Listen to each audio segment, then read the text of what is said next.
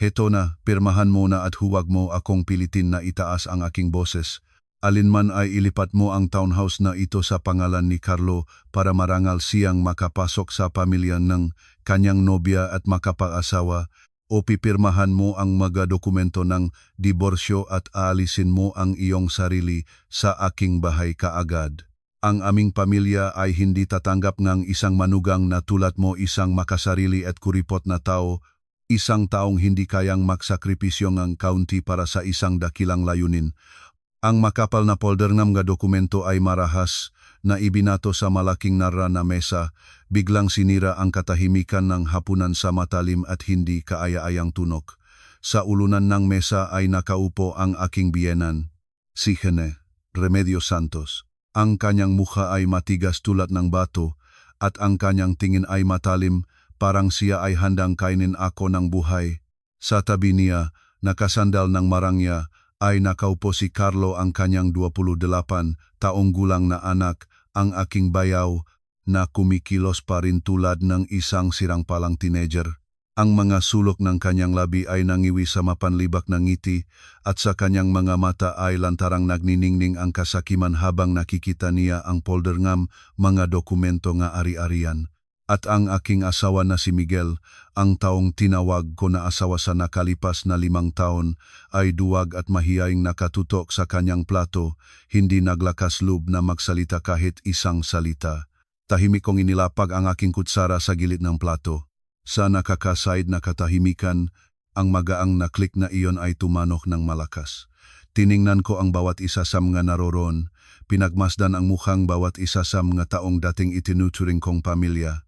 Bawat laryong ang gadingding ng bahay na ito, bawat kurtina, kahit ang hapagkainan na kinaupuan nila, lahat ng ito ay biniling ang aking pawis at luha, ng dote na tinipon ng aking mga magulang na nagtatrabaho sa bukid sa buong buhay nila para sa akin.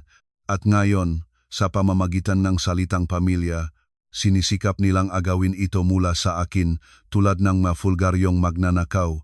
Nang mahinahon na nagtataka sa sarili kong kalamigan, ay tinanong ko ang biyenan, "Gnang, Santos, ano ang sinabi mo? Parang hindi ko marinig." Ilipat ang bahay na ito na nakarehistro sa aking pangalan kay Carlo. Ano ang dahilan? Malakas na bumayong ang kamao sigang Remedios sa mesa.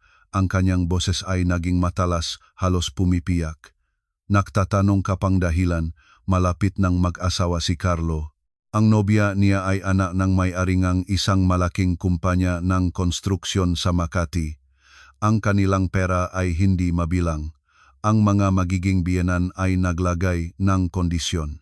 Ang bahay ng lalaki ay dapat maging presentable, hindi bababa sa isang magandang townhouse sa isang prestihiyosong komunidad sa BGC o Alabang.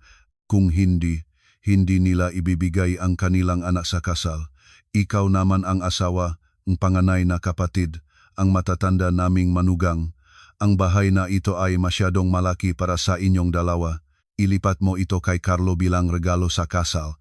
Kaya nating mapanatili ang ating karangalan sa harap ng bagong pamilya.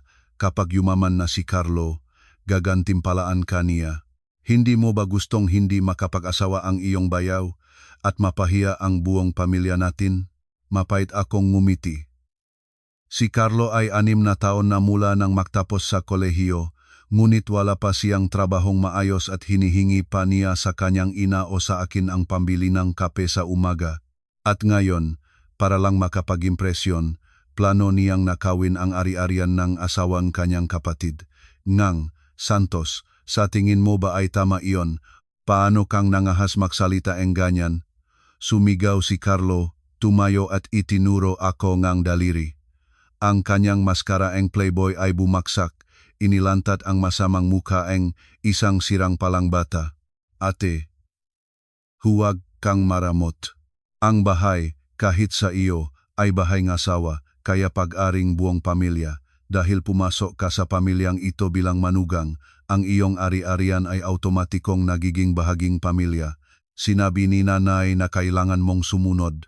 Ito ay kawalang-galang. Miguel, kuya, ituwid mo ang iyong asawa. Sinusubukang umupo na siya sa ulo ni nanay. Tumingin ako kay Miguel. Ang huling mahinang apoy ng pag-asa na kumikislap sa loob ko ay nanginig. Miguel, magsalita ka naman kahit isang salita. Alam mo ng lahat na ang bahay na ito ay regalo ng aking mamagulang. Papayagan mo ba ang iyong ina at kapatid na isipin ito sa akin? Itinangga ni Miguel ang kanyang ulo, ngunit maingat na iniiwasan ang aking tingin. Nagbulong siya ang isang bagay na anino ang boses, ngunit sapat ang magasalitang iyon para punit-putihin ang aking puso. Elena, naman. Si Carlo ay kapatid ko, minsan lang nag-asawa ang tao. Ilipat na lang natin ang bahay, sabi nila. Kapag magkasamang nagtatrabaho ang mag-asawa, kahit bundok ay maari nilang guibahin. Magtatrabaho tayo at makakabili tayo ng bagong bahay. Huwag mong gabihin si nanay, mataas ang blood pressure niya. Magtatrabaho tayo at makakabili tayo ng bagong bahay. Inulit ko ang kanyang salita, nararamdaman ang pakakahigpit ng dibdib. Sa nakalipas na 5 taon, siya ay isang ordinaryong empleyado sa isang ahensya ng gobyerno na may maliit na sweldo. Sa pag-uwi, humahiga siya sa sofa at nanonood ng teleserye. Lahat ng gastos mula sa bayad sa kuryente at tubig hanggang sa gamot para sa biyenan at bulsa gastos para sa bayaw sinasaklaw ko mula sa kita ng aking negosyo. Anong karapatang mayroon siya para magsalita tungkol sa pagtatrabaho? Sa kanyang mamata, ang aking mapagsisikap ay walang halaga at ang kanyang sariling dignidad ay mas mura pa. Nang makita ni nga, Remedios na ang anak ay nasa kanyang panig, siya ay nagbago ngang loop. Aroganteng itinaas niya ang kanyang baba at itinulak sa akin ang mga dokumento ng deed of donation at ng diborsyo. Nakita mo? Sumang-ayon na ang iyong asawa. Pumirma ka na ngayon. Kung hindi mo ilipat ang bahay ngayon din, pumirma ka sa diborsyo at lumabas ka dito. Kung aalis ka, magiging isang talikdang babae ka na lang. Sino ang magmamahal sa iyo? Tingnan natin kung paano ka mabubuhay, mag-isa sa bahay na iyon, sa walang hanggang pag-isa. Tahimik na nahari sa silid kainan. Ang tiktok ng relo sa dingding ay binibilang ang huling sandali ng matagal ng patay kong kasal. Tiningnan ko ang 3 mukha sa harap ko, ang sakim at mapanupil na biyenan, ang walang hiyang bayaw, at ang mahina na kanulong na asawa.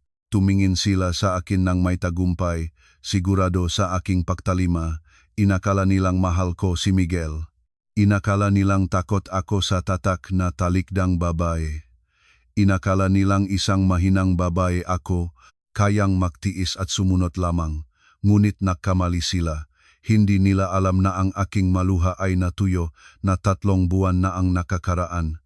Dahan-dahan kong kinuha ang petisyon ng diborsyo. May maayos na lagda na ni Miguel. Pinirmahan na niya ito ng maaga. Ito ay patunay na matagal na silang nakasabwat at pinlano ang bitak na ito para itulak ako sa sulok. Sige, sabi ko ng pantay ang boses. Kung ang pamilya ko ay ganyan kalupit sa akin, wala na akong ilusyon. Kinuha ko ang aking ballpen mula sa bag at matatag na pinirmahan ang aking pangalan sa mga dokumento ng diborsyo.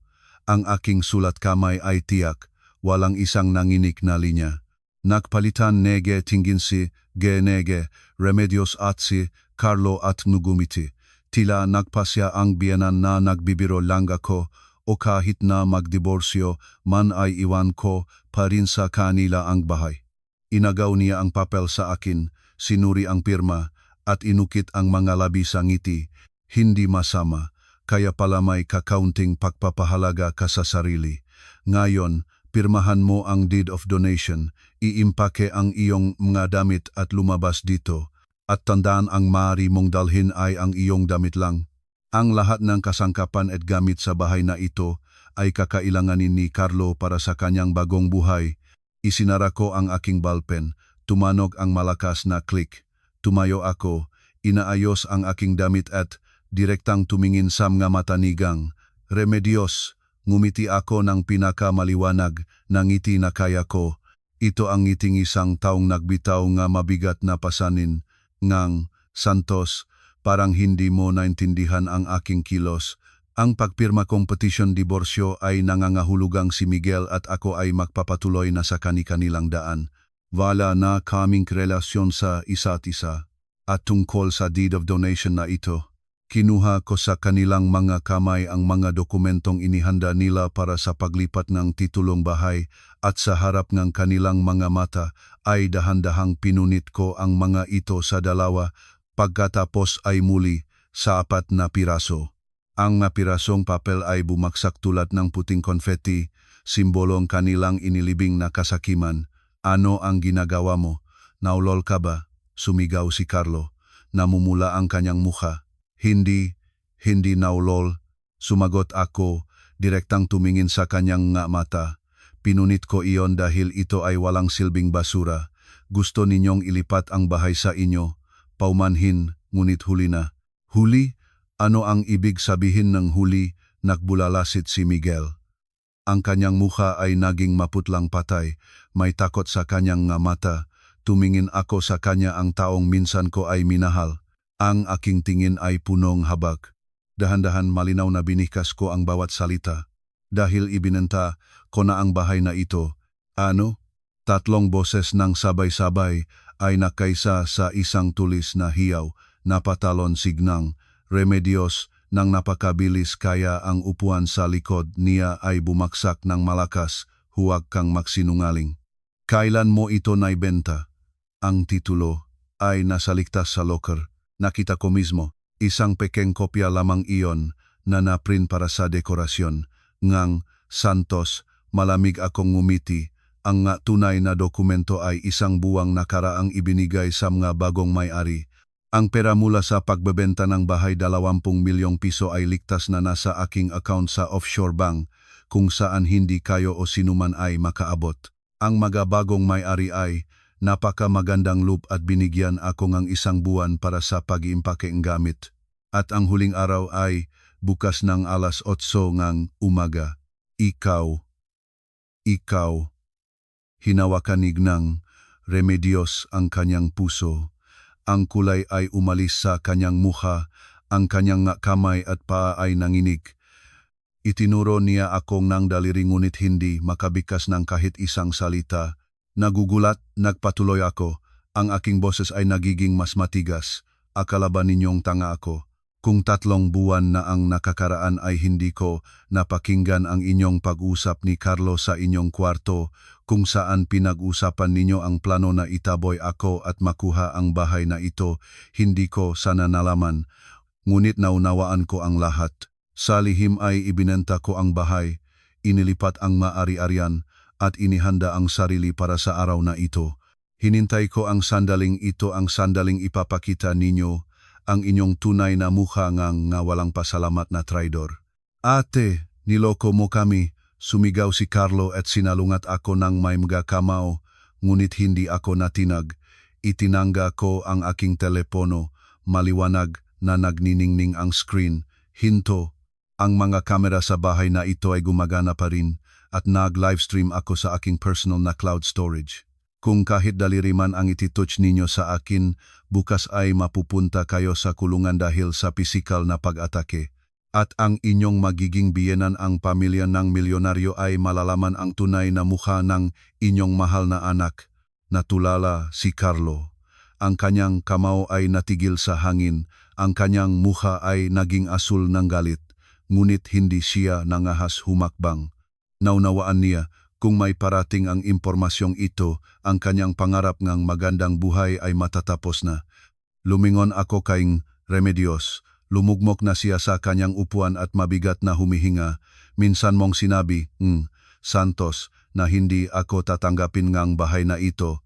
Tama ka, ngayon ang bahay na ito ay hindi na sa akin, ngunit hindi rin sa inyo.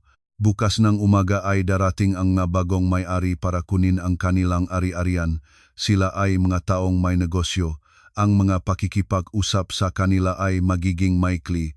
Iminumungkahi kong magtipid kayo ng lakas at simulan ng mag-impake ng gamit ngayong gabi, kung hindi ay bukas. Kapag tinatanggal na kayo sa bahay, napakahiyang danasin iyon. Pagkatapos ng mga salitang ito, lumiko ako at naglakad patungong hagdan. Sa loob ko ay naglaban ang dalawang pakiramdam, kaluwagan at sakit. Sakit mula sa nasirong pamilya, ngunit kaluwagan dahil sa sarili kong inalis ang kanser na sumisipsip ng aking buhay. Elena, hinto. Hindi ka maaring ganyan. Tumakbo si Miguel at hinawakan ang aking braso. Nanginig ang kanyang boses. Kung ibinenta mo na ang bahay, saan kami maninirahan? Matanda na si nanay. Malapit ng mag-asawa si Carlo. Paano ka nagiging ganyan ka walang awa? Inalis ko ang aking braso at tiningnan siya tulad ng isang estranyo. Walang awa. Miguel, nasaan ka nang planuhin ng iyong ina na itaboy ako sa kalsada ng walang iisang piso?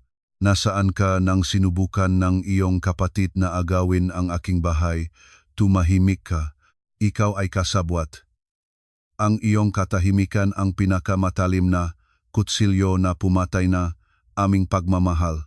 Ang pamilya mo, ang responsibilidad mo na iyong gayon, ngunit mula sa sandaling ito ay wala na akong kinalaman sa inyong pamilya.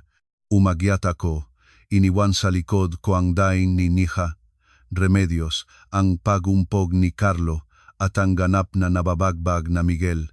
Ang gabing ito ay magiging mahaba, ngunit para sa akin ito ang magiging huling gabi sa kadiliman. Bukas, kapag sumikat ang araw, lalabas ako sa mga pintong iyon hindi bilang isang tapon, kundi bilang isang malaya at matagumpay na babae. Ngunit alam ko na ang labanan na ito ay hindi pa tapos. Ang 20 milyong piso sa aking mga kamay ay simula pa lamang. Sa hinaharap ay may naghihintay na matamis na hustisya para sa kanila. Ang mabigat na pintuan ng kahoy ay naksara, ngunit nararamdaman ko pa rin ang lamig mula sa eskandalo na nangangalit sa ibaba habang tumatagos sa aking puso. Sumiksik ako sa pintuan at dahan-dahang huminto sa malamig na sahig. Ang silit tulugan na ito, kung saan maingat kong iniayos ang florera at naglagay ng mga larawan na nangangarap ng masayang pamilya, ay ngayon ay parang estranyo at nakakasait. Sa kadiliman ay pumapasok lamang ang mahinang liwanag ng maposte ng ilaw sa labas. Ang maalaala ng 5 taon na ang nakakaraan ay gumugulong sa isip ko tulad ng mabagal na pelikula na malinaw na nagpapagising ng balat. Sa araw ngang kasal sa puting damit ay nagniningning ako sa kaligayahan, naniniwala na ako ang pinakamapalad na babae sa mundo. Ang aking simpleng magulang na nagtrabaho sa lalawigan sa buong buhay nila ay nagbenta ng kanilang lupain para bilhin sa akin ang townhouse na ito sa isang prestihiyosong komunidad sa labas ng Maynila.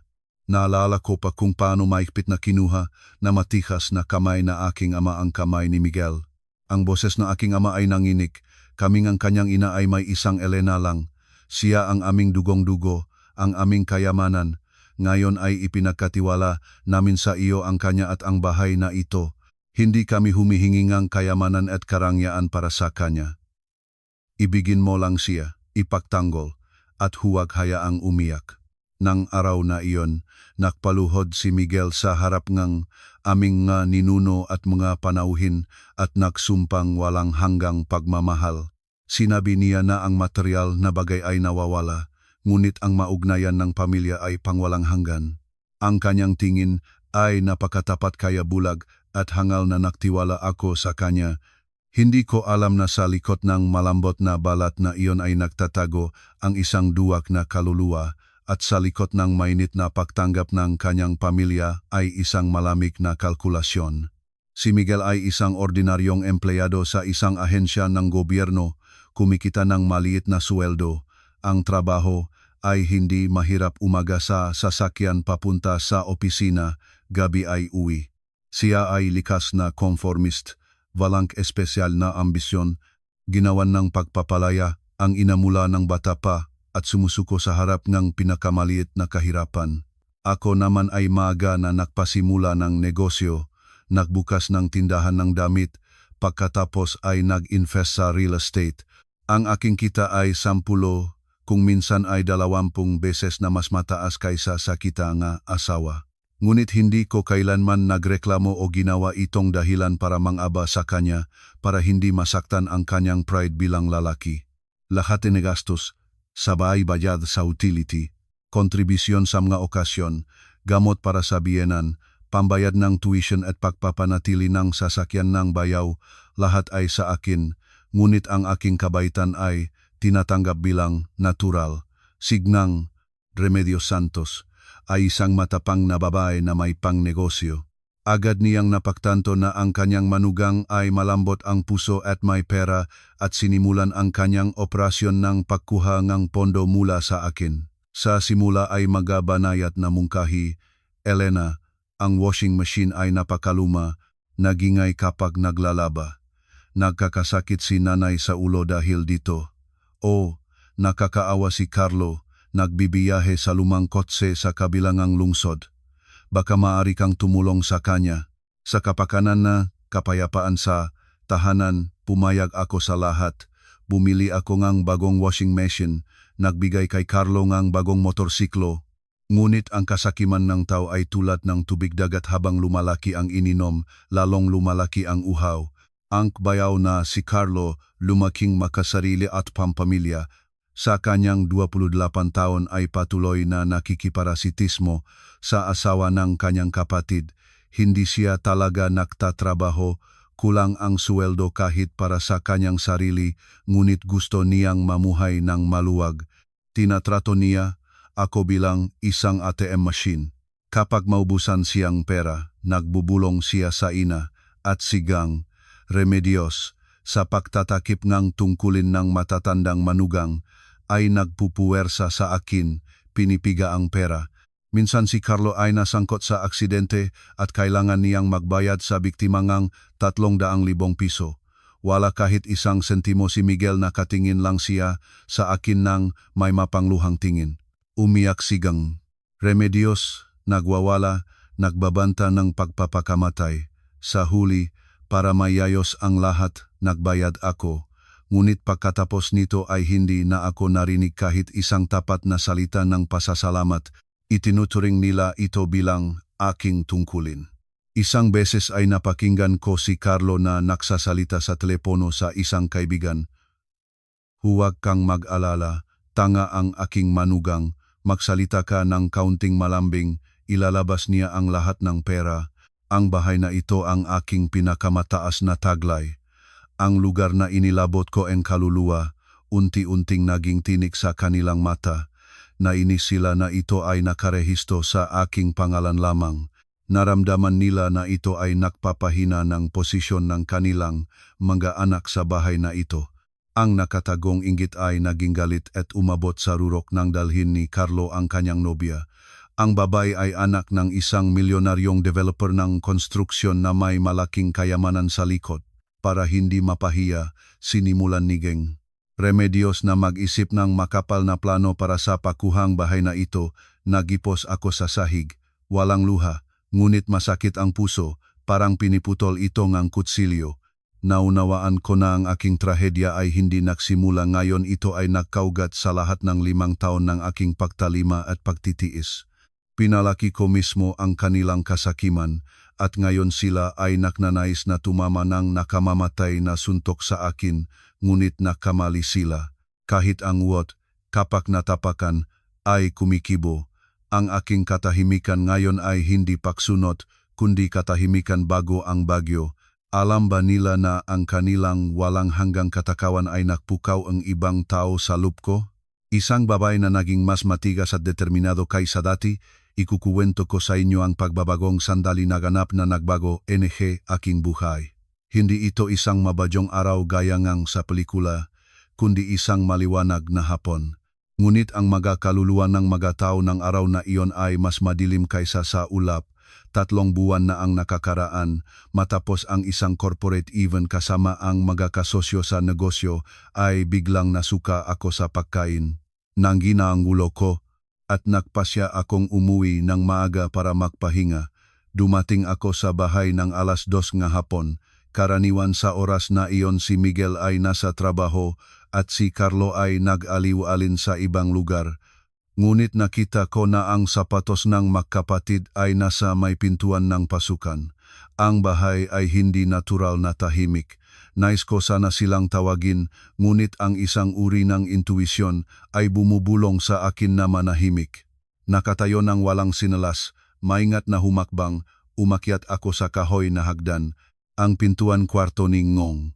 Remedios ay bahagyang bukas at mula roon ay maririnig ang tahimik ngunit nag-alalang pag-usap. Natulala ako, "Nanay, ano ang gagawin natin?" Si Clarissa ang anak ng developer na iyon tila nagugustuhan ako, ngunit sinabi niyang pagkatapos ng kasal ay gusto niyang manirahan ng hiwalay at siguradong sa isang magandang bahay. Hindi ko siya madadala sa isang inupahang barong-barong o sa aming lumang lupa sa lalawigan. Kahiya-hiya iyon. Ang boses ni Carlo ay walang pasensya at puno ng pag-ari. Nagtatakan sigang, "Remedios, ang kanyang boses ay puno ng kalkulasyon. Huwag kang mag-alala, naisip na ni nanay ang lahat." Ang townhouse na ito ay nakarehistro sa panggalan ni Elena. Ayon sa batas, mahirap, ngunit sa pagkatao, madali. Siya at si Miguel ay 5 taon nang magkasama, ngunit walang laman ang tiyan niya. Wala siyang kaya na manganak. Iyan ang pinakamahusay na dahilan. Iyan ang kanyang Achilles heel. Pinigilan ko ang aking hininga. Yumapo sa dingding, mahigpit kong hinawakan ang barandilya na ang makuko ay sumasakay na sa kahoy. Pinag-uusapan nila ang aking buhay. Magipapuwersa ako, tiyakin na nagipatuloy si Geni Remedios. Sasabihin ko na pumunta ako sa manghuhula at sinabi ngang manghuhula na ang bahay ay may masamang enerhiya kaya hindi nakakaroon ng anak. Ang natural na paraan ay ayusin ito, palitan ang may-aring bahay. At iyon ay dapat maging ikaw, Carlo. Naive siya, naniniwala sa mga anting-anting. Mahal niya ang asawa, gusto niyang anak, kaya siguradong maakit siya. Pero paano kung tumanggi siya? "Nanay, hindi naman tanga si Elena," rinig ang boses ni Miguel. "Pinipingang sakit ang aking puso, ang aking asawa, ang taong natutulog sa isang kama ko, ay kalahok sa masamang pag-usap na ito. Hindi lamang hindi niya pinoprotektahan ako, kundi nag-aalala pa siya na maaring mabigo ang kanilang plano. Kung tumangging magdiborsyo kayo," sabi ning Remedios ng may inis. Malinaw kong narinig ang kanyang kamao na tumama sa kama. Banta siyang itatawil mo, matatakot siya ng husto. Ang isang talikdang babae, lalo na may reputasyon ng walang mabunga, sino ang magmamahal sa kanya. Magpapasailalim siya muli sa iyo. At maging tapat, Miguel, kailangan mo na ring mag-isip ng iba. Si Elena kahit kumikita ng ay parang tuyo at hindi makapanganak. Kausapin mo siyang ilipat ang bahay kay Carlo. Iyan ang iyong trabaho. At kapag naipasa na sa aming pamilya ang ari-arian, maaari kang lumayo sa kanya anumang sandali. Matagal na akong nagmamasid sa iyong dating nobya na si Sylvia. Nagdiborsyo na siya at maraming anak. Tama si Nanay, Miguel, sang-ayon si Carlo. Kailangan mong gampanan ito ng tapat. At kapag nag-asawa na ako kay Clarissa at nakuha ko ang perang biyenan para sa negosyo, ikaw at ako, kuya, ay magiging maligaya. At si kuripot na manugang na iyon palabasin na natin, ayoko na siyang makita. Nakatayo ako sa likod ng pintuan, naninikig. Ang malamig na pawis ay bumaksak sa aking katawan. Ang pagkasuka mula sa pagkain ay nawala.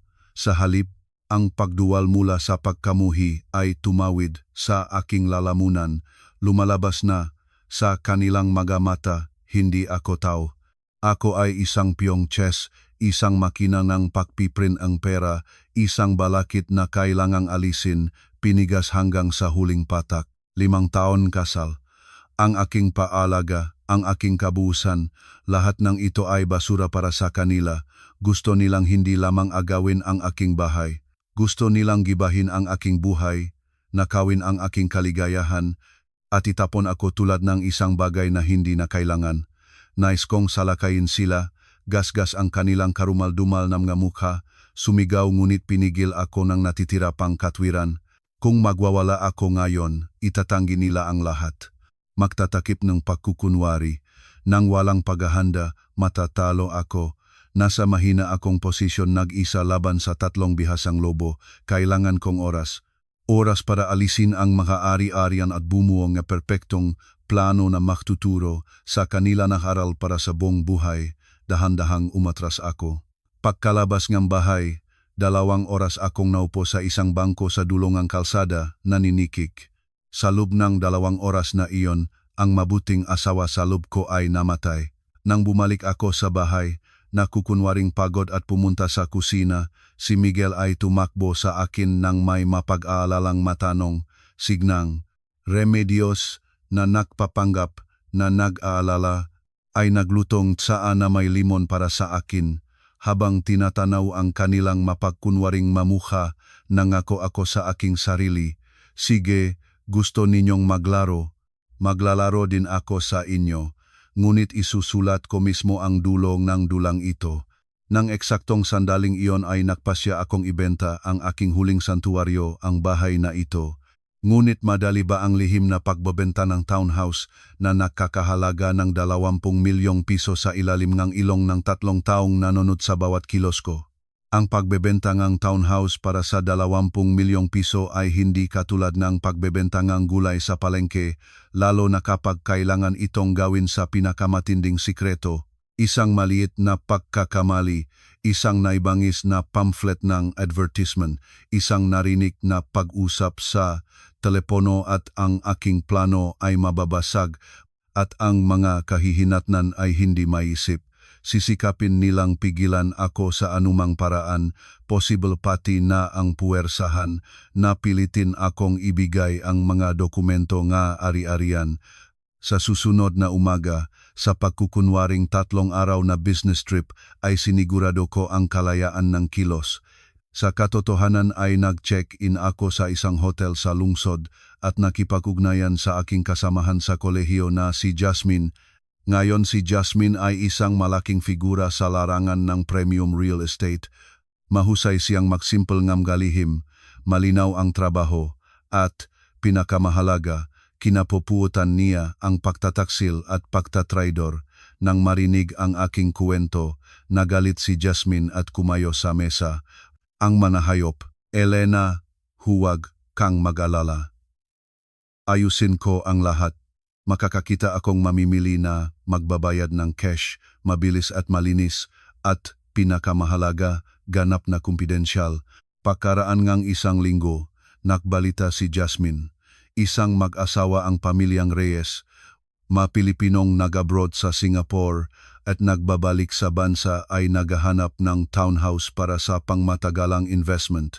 Sila ay mabuting tao, mapagkumpiyansa, hindi mahilig sa komplikasyon.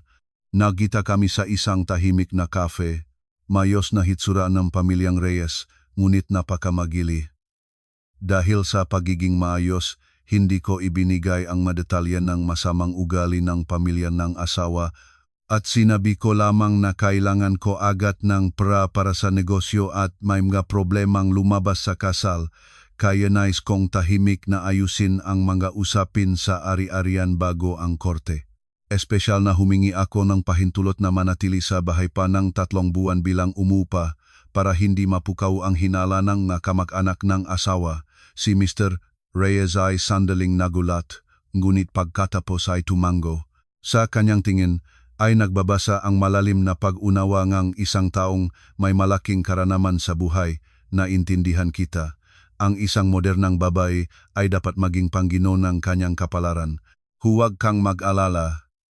Binibili namin ang bahay hindi para agad na lumipat, kundi bilang investment. Ang 3 buwang pagupa ay hindi problema. Ang mahalaga ay mapanatili mo ang bahay sa magandang kondisyon at ibigay sa amin ang susi sa itinakdang petsa. Naisagawa ang kasunduan. Ang susunod na ilang araw ay punong tensyon. Kay Miguel ay sinasabi ko na pupunta ako sa pagpupulong sa mga kliyente o sa isang eksibisyon, ngunit sa katotohanan ay lihim na ipinapakita ang bahay sa pamilyang Reyes o nagmamadali sa opisina ng notaryo. Sa tuwing bumabalik sa bahay, tinitibak ang aking puso. Natatakot akong biglang lumitaw si Carlo o si Remedios. Dahil ang bahay na ito ay ibinigay sa akin bago ang kasal, para sa pagsasagawang transaksyon ay hindi kailangan ang pirma ni Miguel. Ito ang aking pinakamalaking swerte. Sa arawng pagpirma ang kasunduan ng pagbebenta, nanginig ang aking makamay.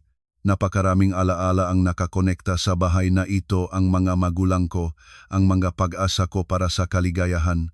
Ngunit alam ko, ang pagpapanatili ng bahay na ito ay nangangahulugang pagpapanatili ng kasamaan. Sa sandaling dumating sa aking telepono ang abiso en deposito en 20 milyong piso, nagpuputol ako NG prutas para kay GNG. Remedios sa sala, tumanog ang abiso. At matamang tumingin sa akin si GNG. Remedios, sino ang nag-text sa iyo? Ang mawalang kabuluhang empleyado mo ba ay nakukulo na naman? Ngumiti ako, mahirap pinigilan ang pagyanik mula sa pagkabagabag at tensyon. Wala, nanay. Advertisement lang ang isang ahensyang real estate. Maraming scammer ngayon. Sa sarili ko ay nagtatawanan ako. Tama kayo, nanay. Maraming scammer. At katatapos ko lang ng pinakamagandang scam dito sa harap ninyo. Agad na inilipat ang 20 milyong piso sa aking online account sa isang offshore bank. Ito ay ganap na ligtas na lugar, hindi na akses para sa pagsusuri o interbensyon ng sinumang miyembro ng kanilang pamilya. Para tapusin ang palabas, humingi ako sa aking kasamahan na isang designer na magprint ng isang pekeng kopya ng titulo na may parehong kulay, font at pulang selyo gaya ng tunay. Nang gabing iyon, sadyang binuksan ko ang locker sa harap ni Miguel na kunwaring sinusuri ang mga dokumento at inilagay ang peke sa pinakamakitang lugar. Nakatingin si Miguel sa kanya nang may kasakiman sa mga mata. Hindi niya alam na ito ay isang pirasong papel na walang halaga. Bukod dito, sa hapunan ay nagsimula akong magreklamo. Ang merkadong real estate ay bumabagsak ngayon. Ang presyo ng bahay sa aming komunidad ay lubhang bumaba. Ang mga kapitbahay, ayon sa sabi, ay nagbenta ng kanilang bahay ng may malaking pagkalugi kahit gayon walang bumibili.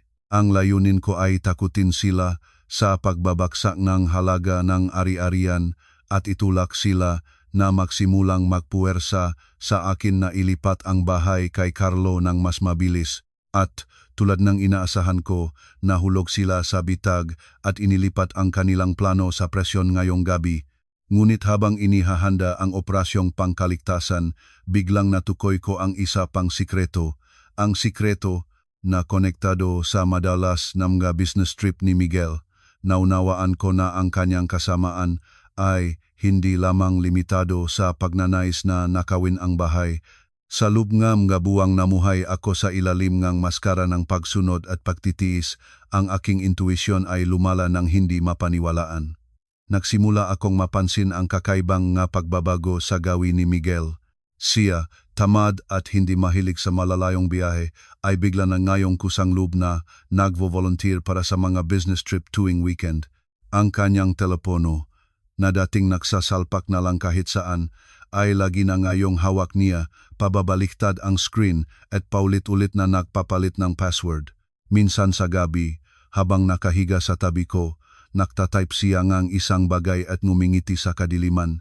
Kapag tinanong ko siya, nagtatakbo siya, pinapatay ang telepono at naiinis ang sagot, "Bakit ka nang hihimasok?" Pinag-usapan ng bagong proyekto kasama ang boss. Bagong proyekto sa gabi na may mga smiley at puso. Pagkatapos matanggap ang 20 milyong piso, hindi nagtipid-tipid ang gastos sa isang pribadong detective.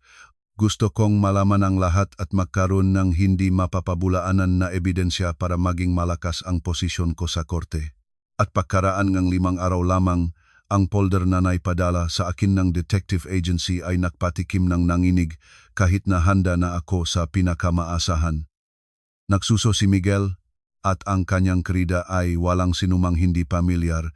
Ito ay ang kanyang dating kasamahan sa kolehiyo na si Sylvia, ang eksaktong taong binanggit ni Gang Remedios ng pabago-bago.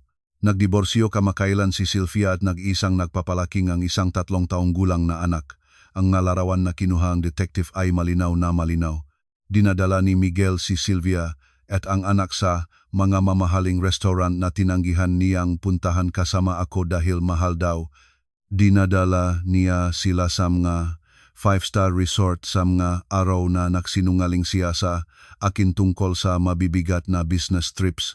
Sa isa sa mga larawan, hawa ni Miguel ang anak ni Sylvia at nagniningning sa kasiyahan. Sa kanyang tingin ay napakaraming pagmamahal. Gayong tingin ay hindi ko nakita sa loob ng 5 taon na nagtatrabaho kaming pareho para sa aming kawalan ng anak ka. Ngunit ang higit na nagpagalit at nagpahiya sa akin ay hindi ang katotohanan ng pagtataksil mismo, kundi ang usapin ng pera. Nagbigay ang detective sa akin ng mga kopya ng mga bank statement. Lihim na nagtatanggal ng pera si Miguel mula sa karagdagang debit card na ibinigay ko sa kanya para sa gastos ng pamilya at nililipat ang maito kay Sylvia. Bumibili siyang branded na bag para sa kanya, gintong alahas, nagbabayad ng tuition ng anak niya sa isang pribadong international school. Ang kabuuang halaga ay milyon-milyong piso. Ito ay makapera na kinitang aking pawis at luha. Nagtatrabaho ako ng hanggang sa pagod, nagtitipid para sa aking sarili, nagsusuot ng 2 taong gulang na damit, habang ginagastos niya ang aking pera sa pagpapanatilingang asawang iba at pagpapalakingan anak ng iba. Bukod dito, sa audio recording na nagawa sa isang cafe, sinabi ni Miguel kay Sylvia ang masalitang nagpapalamig ng dugo, "Mahal, sandali ka lang, malapit nang ilipat ni Elena ang bahay kay Carlo. Kapag nangyari iyon, maghahanap na akong dahilan para magdiborsyo, hihilingin ang kalahatieng natitirang ari-arian at magsama-sama na tayo ng hindi nagtatago. Gusto ka ng aking ina." Sinabi niya na kapag nagbigay ka sa akin ng anak, agad niyang tatanggapin ka bilang manugang at itatapon niya ang bawk na manok na iyon. Sa pakikining recording na ito, naramdaman ko ang pag-alog na aking makamay. Ang earphones ay nahulog at bumaksak sa sahig. Si Gang Remedios ay alam din, hindi lamang niya nais agawin ang bahay para sa kanyang bunsong anak. Gusto niyang itaboy ako at dalhin sa bahay ang keridang ng panganay. Ang buong pamilya na ito ay isang pulutong nga demonyo sa anyo ngang tao. Sistematiko at malupit nilang pinagtulungan ang paglagok sa akin material at moral. Umiyak ako sa kwarto ng hotel. Iniyak ko ang aking katangahan, ang aking bulag na pagmamahal na ibinuhos para sa maling tao. Ngunit, tulad ng sinasabi nila, pagkatapos ng ulan, ang lupa ay nagiging mas matigas. Nang matuyo ang maluha, sa aking kaluluwa ay natitira na lamang ang galit at pagnanasa ang pahihiganti. Tinipon ko ang lahat ng ebidensya, larawan ng pagtataksil, audio recording, kopya ng bank transfer. Maingat ko itong inilagay sa isang folder na pinangalanan ko, Kamatayan ng Blow. Inilagay ko ito sa aking bag at lagi itong daladala ko para tumama sa pinakaangkop na sandali. At ang sandaling iyon ay dumating ngayon. Nang umakyat ako sa hagdan, ang 3 naiwan sa ibaba ay nasa estado ng matinding gulat. Ang hangin sa unang palapag ay tila nakpigil, pagkatapos ay sumabog. Ang puso wiwiding hiyaw ni Gnang Remedios ay umabot hanggang sa itaas. Katulad ng despradong sigawang isang kuwago sa gabi, "Diyos ko, niloko akong walang utang na loob na manugang na iyon, ibinenta ang aking bahay, mga ninuno, bakit ganito ang parusa sa akin? Bakit dinala ko sa bahay ang magnanakaw na ito?" Umiyak siya at naghapay sa sahig, na parang siya ang nagtatrabaho ng pawis at dugo para sa bahay na iyon. Ang kanyang kawalang kahiyang ganon ay walang hanggan. Nakmumura si Carlo at sisipahin ang lahat ng makakahanap ng daan sa kanyang paa. Maririnig ang kulog ng mga bagay na nababasag. Bumukas ng malakas ang pintuan ng aking kwarto mula sa isang sipa. Pumasok si Miguel sa kwarto, katulad ng isang sugatan na hayop. Ang kanyang mata ay pula, mabigat ang kanyang hininga, naamoy ang tapulan at galit. "Elena, sabihin mo ang totoo. Talagang ibinenta mo ba ang bahay o biro lang ito? Nasaan ang pera? Nasaan ang 20 milyon? Ibigay mo agad sa akin." Tahimik kong tinitiklop ang huling damit sa aking maleta. Lumingon ako at tinurian siyang mapanlait na tingin. Malamig ang aking boses. "Ang pera ko iyan. Ibinenta ko ang aking bahay. Anong kinalaman nito sa inyo? Anong karapatang mayroon kayo para magdemanda sa akin?" "Ikaw ang aking asawa," bungat ni Miguel. Lumukso siya sa akin. Sinisikap na agawin ang maleta.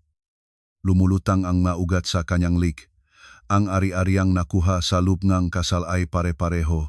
Kung ibinenta mo ito nang wala ang aking pahintulot, labag iyon sa batas. Magsampa akong kasolaban sa iyo at ipakulong kita. Natawa ako. Ito ay isang sarkastiko, matulis na tawa. Inilabas ko ang aking kamay mula sa maleta at dahan-dahang lumapit sa aking bag. Kinuha ko ang pangalawang folder, ang folder ng kanyang madilim na mga sikreto. Magsampang kaso. Sige, ngunit bago magsampa, tingnan mo muna ito. Malakas kong pinukol ang folder sa kanyang mukha. Ang mapapel ay nagkalat at ang malarawan na nagpapakita sa kanya at sa kanyang kerida ay tumapon sa sahig. Nagkalatang maito siya lahat nung dako, tulad ng nalaglag na talulot nung patay na pag-ibig. Natulala si Miguel. Yumukot siya at may nanginig na kamay na kinuha ang isang larawan. Dun, masigasig siyang nagahalikan kay Sylvia sa swimming pool ang isang resort. Ang mukha ni Miguel ay mula sa pula ay naging asul, pagkatapos ay putlang patay. Tingnan mo nang mabuti. Dahan-dahan at maliwanag ko sinabi, inilalapat ang lakas sa bawat salita. Ito ang katibayan ng iyong pagtataksil. Sa aking pera ay pinanatili mo ang iyong kerida, bumibili ng regalo para sa kanyang anak na wala sa kasal. Plano mong nakawin ang aking bahay at pakasalan siya. Akala mo hindi ako malalaman, akala mo bulag at bingi ako. Lumapit ako sa kanya at inilapat sa kanyang mukha ang makopyang bank transfer. At ito ang katibayan na ninakaw mo ang pamilya. Sa korte, kasama ang maebidensyang ito, hindi ka lamang hindi makakakuhang kahit isang sentimo mula sa aking ari-arian. Maaari din akong magsampang counter case laban sa iyo para sa paglabag sa kasunduan, kasal at kabiguang tuparin ang mga obligasyon sa pagpapanatili ni pamilya. Gusto mong lumaban sa korte? Handa akong pumunta hanggang sa dulo. Hindi makapagsalita si Miguel. Nagtataon siya.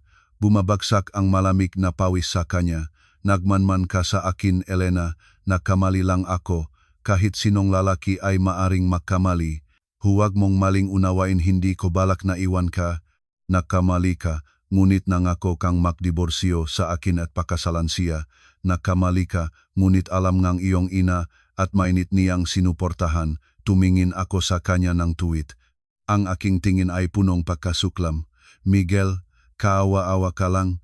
Lumabas ka na sa aking kwarto. Bago pa ako tumawag sa seguridad para ipalabas ka ng hinawakan na heleg. Sa sandaling ito ay pumasok din si Carlo, handang tulungan ang kapatid at salakayin ako. Ngunit, nang makita ang mga larawang nakakalat sa sahig at ang kawawa-awang mukha ni Miguel, natulala siya at tumahimik. Mabibigat ang pahinga. Umakyat signa. Remedios sa hagdan. Nang makita ang eksena, nang makita ang maga, lantarang larawan kung saan yakapin ng kanyang anak ang kerida, hinawakan niya ang kanyang puso, pinaksama ang mga mata, bumubong ang isang bagay na hindi malinaw at bumaksak sa sahig, ang pagkabigo mula sa pagkawalang bahay na pinalalang kahiya-hiyang paglalantad na ito ay nabulag siya, nanay. Si Miguel at Carlo ay nakpanagan sa kanya nang may takot. Nahari ang kaguluhan, hiyawan at pag-iyak sa bahay. Tumingin ako sa eksena na ito. Sa aking puso ay wala kahit isang patak ng habag. Tumingin ako sa kanila tulad ng mga estranyo na gumaganap ng isang murang trahedya. Ito ang presyo na kailangan nilang bayaran para sa kanilang kasakiman at kalupitan.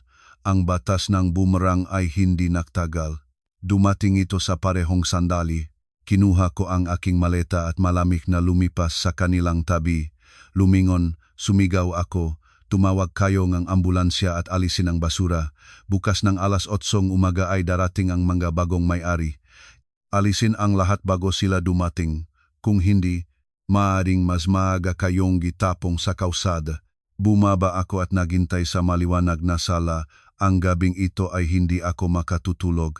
Gusto kong personal na makita ang sandaling itataboy sila mula sa bahay na ito. Ang kanilang pagbagsak ay nagsisimula pa lamang. Ang gabing ito ay matagal para sa pamilya ni Miguel, ngunit para sa akin ito ay naging gabing kalayaan. Dumating ang ambulansya at dinadala si Geng, Remedios, sumama si Carlo. Si Miguel, tulad ng isang multo, ay natira sa bahay sa pagkadismaya at takot. Sinisikap na tipunin ang kanyang magamit. Tumingin siya sa akin habang tahimik akong umiinom ng tsaa. Ang kanyang tingin ay punong galit, ngunit hindi siya nangahas magsalita. Natatakot na may lantad ko ang lahat sa publiko. Eksaktong alas 8 ng umaga, ang boses ng isang makapangyarihang makina ay gumambala sa katahimikan ng komunidad. Sa harap ng gate ay tumigil ang isang malaking itim na pickup truck. Lumabas ang magandang mag-asawang Reyes, kasama ang 5 matitibay na lalaki na may mga tattoo. Naka-uniforme sila ng isang profesional na property management agency. Sa unahan ay isang lalaki na may mahigpit na mukha ngunit nagtatrabaho ayon siyang gatuntunin. Ito ang aking backup na plano. Kung sakaling ang pamilyang asawa ay magiging matuwid, nakuha ko mula sa mga bagong may-ari ang isang kapangyarihan abogasya at inakay ang isang third party para sa solusyon. Sino rito? Si Miguel Santos. Matibay na nagtanong ang pinunong grupo, hawak ang kapangyarihan ng abogasya na may pulang selyo at kumakatok sa bakal na gate. Si Miguel, nanlalambot ang muka at may lumabas ng balbas nang ginig na binuksan ang gate. Ako iyon. Oras na para sa pagtanggap ng bahay. Agad na ilabas ang lahat ng inyong personal na gamit. Ayon sa hiling ng mabagong may-ari, kailangan naming i-seal ang bahay at simulan ang renovation, sinabi ng pinuno sa tono na hindi nagpapatawad ng pagtutol. Ngunit, mangyaring maintindihan ninyo ang aking ina ay nasa ospital, ang kapatid ko ay nandun din, maraming gamit kami, paano namin maalis ang lahat? Bigyan ninyo kaming ang kahit ilang araw. Nagmamakaawa si Miguel sa boses na nagkakahiwalay. Walang ilang araw. Sa kasunduan ay malinaw na nakasulat, umagang ika-15, alas 8, ngayon ay alas 8:05, ilegal na kayong sumasakop sa lugar, ayon sa batas kami kumikilos. Mga kasamahan, pumasok, tulungan ninyo sa paglalabas ng gamit. Nagsenyas ang pinunong grupo. 2 matitibay na lalaki ay agad na pumasok sa bahay. Hindi sila nagtatrabahong maingat ang damit, kumot, kutsilyo and pamilya ni Miguel ay basak-basak na inilagay sa malalaking kahon, ang paboritong lumang serbisyo ni Geng. Remedios, ang branded na sapatos ni Carlo, ang masweet ni Miguel, lahat ay inilabas at naipon sa bakuran. Sa ingay ay nagsimulang lumabas ang mga kapitbahay. Mga usisa-usisang tingin, bulong-bulong, ay ang pamilyang iyon ng mga Santos kasing yaman ng hitsura, pero ang bahay pala ay kinukuha dahil sa utang. Sabi nila, pinagalitan nila ng ganon ang kanilang manugang kaya ibinenta niya ang bahay at tumakas. Iyan, boomerang, tulad ng naibulalas, tulad ng nasalubong, tignan ninyo ang kahiyaan. Ang mabumulong-bulong na ito, tulad ng mga karayom, ay tumatagos sa marupok na pagpapahalaga sa sarili ni Miguel. Nakatayo siya sa gitna ng nakakalat na gamit, naninikig. Inibaba niya ang ulo at hindi nangahas na makipagtinginan kahit kanino. Ang lahat ng ipinapanggap na karangalan at pagmamalaki ng kanyang pamilya ay bumagsak sa isang sandali. Inilabas ko ang aking maliit na maleta sa labas ng gate. Nugumit. Binati ko ang pinuno ng grupo. Salamat sa inyo. Ang aking misyon dito ay tapos na. Heto ang mga susi. Sa huling beses, lumingon ako kay Miguel. Itinangon niya sa akin ang mga pusang dugong mata. Sa tingin niya ay pag-aalala at nahuling pagmamakaawa. Elena, talagang aalis ka na. Maari mo ba akong iwan ng ganito? Hindi kita iniwanan, Miguel, mahinahon ngunit matatag ang aking sagot. Ibinabalik ko lang kayo sa inyong lugar. Ang inyong buhay ay ang inyong responsibilidad. Paalam. Kumuhang taksi sa ilalim ng nagtatakang mga tingin ng mga kapitbahay, sumakay ako sa sasakyan. Umandar ang sasakyan, iniwan ang likod ang maringal ngunit malamig na townhouse at ang mga taong nagtatraidor sa akin na nagsusumikap sa mga kahihinatnan ng kanilang sariling manggagawa. Habang nakaupo sa sasakyan at tinitignan ang nalayuan na kawawa-awang figura ni Miguel, naramdaman ko ang isang hindi mapapahayag na pakiramdam. Hindi ito maalis siya, kundi haligi. Naunawaan ko na ang halaga ang isang babae ay hindi nasa dami ng kanyang sakripisyo at pagtitiis, kundi sa pag-alam kung kailan kailangan bitawan at sa kakayahang mahalin ang sarili. Ang pagkawalang isang bahay ay maring palitan ng pagbiling ang bago, ngunit ang pagkawala ang self-respect at kaligayahan ay mahirap na maibalik. Maaring tila malupit ang aking ginawa mula sa labas, ngunit para sa akin ito ang kinakailangang kalayaan para magsimulang ng pagpapabuhay ng aking sariling buhay.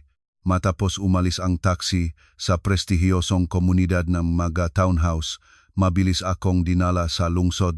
Nakakuha na ako ng isang magandang condominium na may view ng Manila Bay at handa na akong simulan ang bagong buhay. Humihinga ang hangin ng kalayaan. Naramdaman ko na parang bagong buhay. Ngunit ang kwento ng aking dating pamilya ay hindi natapos dun. Sa pamamagitan ng sabi-sabi nga mapagsalitang kapitbahay, agad kong nalaman ang kanilang mahabag na kalagayan. Wala nang matirhan si Miguel na pinaalis sa bahay. Ang tanging natitira pang ari-ariang nakarehisto sa pangalan ni Gnong Remedios ay isang lumang bahay na malapit sa probinsya ng Laguna. Ang maliit at mahalumigmig na bahay na ito ay nakatago sa loop ng makitit na eskinita. Taon-taon na naghihintay ng pagkawasak para sa isang proyekto ng lungsod na hindi pa natatapos. Nang araw na iyon, umupang ang fan si Miguel at dinala ang kanilang mga gamit doon. Ang eksena ay tragikomiko. Isang lalaki, sanay sa pagsusuot ng mga suwet at makintap na sapatos, ay ngayon nakatiklop ang pantalon at nagpapawis, nagdadala ng mabundol sa ilalim na nagliliyap na araw. Si Carlo, na bumalik mula sa ospital at naiwan ang ina nag-isa, nang makita ang bagong tirahan ay nangismit. Pagpasok sa bahay, agad na naramdaman ang amoy ngamag at patay na daga. Si Carlo, 100% anak palayaw, ay tumakip sa ilong at sumigaw, "Diyos ko, magbabukingan ba ito? May naninirahan ba ditong tao?" Amak ang dingding, tumatulo ang bubong, malakit ang sahig. Paano dito mabubuhay? Miguel, gawin mo ang isang bagay, mas mabuting matulog na lang ako sa ilalim ng tulay. Hindi kayang tiisin ni Miguel at dahil pagod at wasak na, sumigaw siya sa kapatid. Kung hindi ka satisfied, lumabas ka. Wala kaming pera, wala kaming bahay. Ano pa ang gusto mo? Ang nanay ay nasa ospital, kailangan itong pera, wala rin akong isamang sentimo. Kung ganyan ka katalino, kumita ka para sa hotel. Lahat ito ay dahil sa iyo, sumigaw si Carlo. Isang walang silbing lalaki ka, hindi mo nakuha ang iyong asawa. Pinabayaan mo siyang ibenta ang bahay at tumakas. Anong uri ka ang kapatid? Manahimik ka. Kung ang iyong marangyang kasal at demand para sa isang mahusay na kondominium ay hindi nangyari, hindi sana pinagbigyan ng ganon ni nanay si Elena. Lahat ito ay dahil sa iyong kayabangan at sa ina. Sa gitna nga nakakalat na gamit, nagawe, sumiga at maging naksabong ang suntukan ang dalawang makapatid. Ang kanilang pagmumura ay kumalat sa buong mahirap na lugar. Uminog ang maulo nga kapitbahay at isinara ang mapintuan para hindi marinig ang ingay na ito. Nang gabing iyon sa tumatulo at lumang bahay, kumikislap ang ilaw at madilaw-asul na tubig ang lumalabas sa gripo. Natiklop si Miguel sa isang maleta na nakalagay na lang sa sahig dahil ang lumang kama ay may sirang paa, umalinggaw-ngaw ang mga lamok. Mula sa sahig na lupa ay lumabas ang nakakasait na init. Inaalala niya ang malambot na kama sa dating townhouse, ang silid na may mabangong aircon at umiyak. Ang malupit na kaibahan sa pagitan ng masayang nakaraan at ng kapuspalad na kasalukuyan ay tumampal sa kanilang mukha. Noon ay tiningnan nila ako ng may pagmamalaki, binibilang ang aking masakripisyo bilang walang kabuluhan. Ngayon, itinihag sila sa pinakailalim para maranasan ang mapait na lasang kahirapan na labis nilang kinasusuklaman. Ngunit ang pinakadakilang trahedya ay nakabitin pa rin sa kanilang mga ulo tulad ng isang espada. Ito ang kasal ni Carlo, itinakda na ang petsa, naipadala na ang mga imbitasyon. Ang pamilyang nobya mga mililyonaryo, paano madadala ang nobya sa nakakasuklam, kapuspalat na bahay na ito? Paano may tatago ang katotohanang sila ay naging duha at lubok sa utang? Sa kanilang ulo ay nagsimulang pumalagok ang isang baliw at desperadong plano, isang plano na nakbabanta na iguhit sila sa mas malalim na bangin. Ang bato nga kayabangan at kasakiman na tumitimbang ng libu-libong tonelada ay pumipindot sa mga balikat ni Ngang Remedios at ang kanyang nga anak. Pagkatapos ang ilang araw na naka-ospital, iginiit ni nga Remedios ang discharge. Sa katotohanan ay mahinang hypertensive crisis lamang ang nangyari sa kanya at nakukunwari siya ng sakit para mapuwersa ako. Ngunit, nang maharap ang aking katahimikan, sumuko siya at napakamahal din ng pamamalagi sa private room. Pagbabalik sa lumang bahay, umiyak siya ngunit pagkatapos ay nagtimon ng sarili para harapin ang katotohanan. Nagtipon ang buong pamilya sa ilalim ng mapurol na bombilya para talakayin ang plano. Ang tensyon ay katulad ng sa konseho na digmaan. Sa lahat ng paraan ay hindi maaring malaman ng pamilya ng nobya na nawala natin ang bahay. Matigas na sinabi ni Gang Remedios, pa rin may paos na boses, ngunit ang kanyang tingin ay kalkulador at matalim. Ang pamilya ni Clarissa ay nagsisitsapra at ang kanyang ama, isang negosyante, ay ang lahat para sa reputasyon. Kung malalaman nilang kami ay duha at lubok sa utang, agad nilang kakanslahin ang kasal. Ang pag-asawa kay Clarissa ang aming tanging pagkakataon para bumangon. Ang tanging pagkakataon ng aming pamilya na makatayo muli. Tumango si Carlo. Tama si nanay. Sinabi ko kay Clarissa na mayroon kaming magandang condominium at malaking ipon ang mga magulang. Kung maalalam ang katotohanan ngayon, napakahiyang harapin. Kailangan tayong maglaro hanggang sa wakas. Ang kanilang baliho na plano ay ganito, magupang ang isang marangyang fila sa Tagaytay ng 3 araw para ipakita ang pormalong pagpapakilala at pagtanggap sa nobya at pamilya nito. Papalamutian nila ito. Mahupan na pansamantalang naklilingkod, magupang ang mamahaling sasakyan para lumikhang impresyon na sila ay bagong bumili ng bahay at nagsimulang ng maligayang buhay. Inasahan nilang pagkatapos ng kasal, kapag nasa kanilang makamay na ang dote at mga regalo, kahit na may lantad ang katotohanan, ang pamilya ng nobya ay mapipilitan na tanggapin ito. Ngunit ang pangunahing problema ay ang pera. Ang rentang villa, dekorasyon, mga regalo, rentang sasakyan, mga damit sa pinakamababa na kalkulasyon ay kailangan ng ilang milyong piso.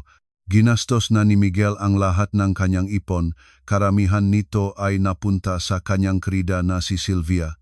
Si Carlo ay wala kahit isang sentimo, kay Gnang Remedios ay ilang ginto na lamang para sa mahirap na araw. Naipit sa sulok, sila ay nagpunta sa isang desperadong hakbang. Si Carlo, na napuno ang lakas lupeng isang taong itinaboy sa sulok at may kayabangan sa dugo, ay lihim na kumuha ng mga dokumento ng motorsiklo na ibinigay ko sa kanya noon at isinangla ito sa mga bangkay na palad na manlolomon, kumuha ng 3 milyong piso sa nakakaaruga kayang tubo. Sigurado siya na pagkatapos ngang kasal ay maaring ibenta ang dotang nobya at makabayad ng utang. Nagupa silang maranyang villa na may swimming pool sa Tagaytay. Nagayos ng sarawang maitim na SUV. At naghirap ang maaktor na magtatangkilik bilang mayayamang kamag-anak. Ang palabas ay panlabas na maningning, ngunit sa loob ay punong kawalan at paniking takot. Lumapit ang araw ng pag-aanunsyong kasal at tila lahat ay ayon sa plano. Nagliliwanag si Gang Remedios sa naupahang berdeng kasuotan. Itinago niya ang kanyang sugatang mukha sa ilalim ng makapal na makeup at naniniwala na ang suwerte ay lumiko na sa kanyang pamilya muli. Ngunit hindi nila alam na nakakuha rin akong imbitasyon sa pag-aanunsyong kasal hindi mula sa kanila, kundi mula sa inang nobya. Maliit ang mundo.